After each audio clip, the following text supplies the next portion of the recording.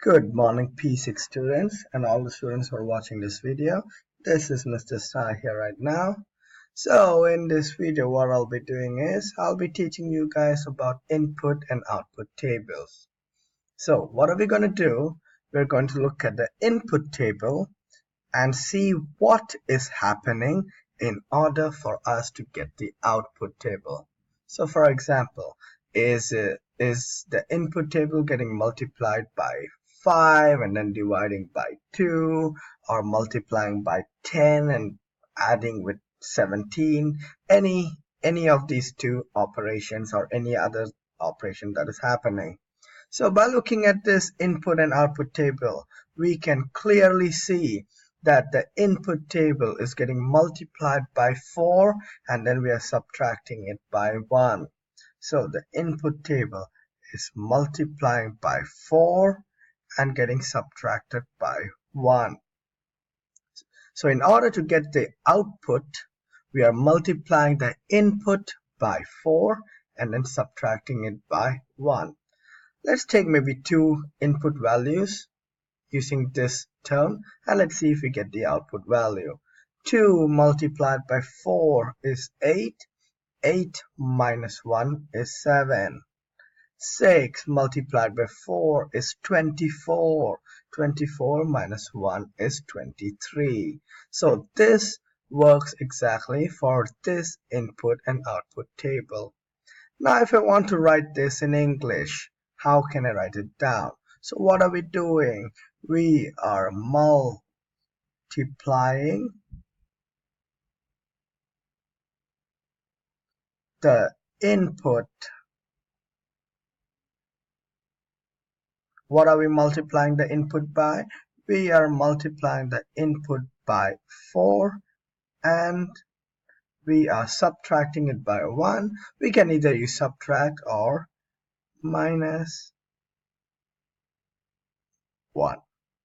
So we are multiplying the input by 4 and then minusing it by 1 in order to get the output.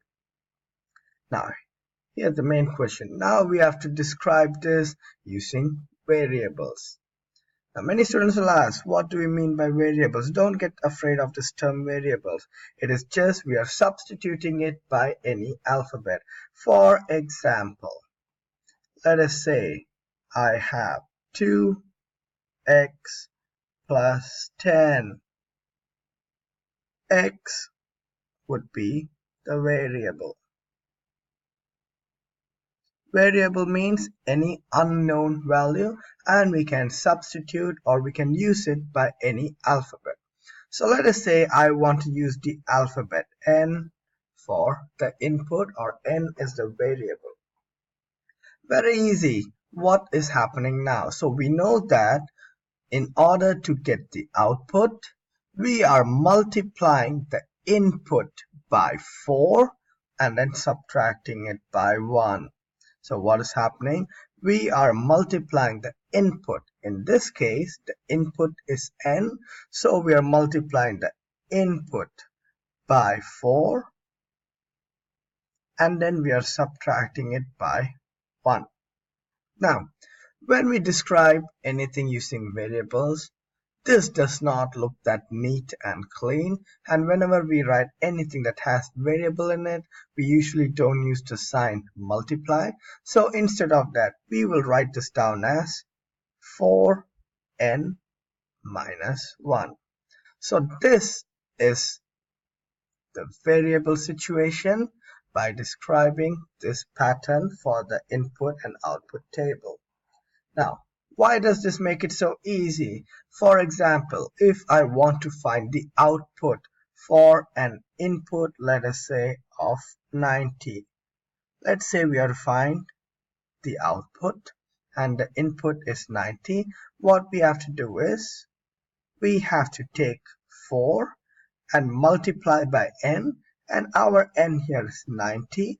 So we multiply it with 90 and minus 1. 4 times 90 is 360 minus 1, which is equal to 359. Therefore, our output will be 359 for 90. Hope this helped all of you guys, and have a nice day.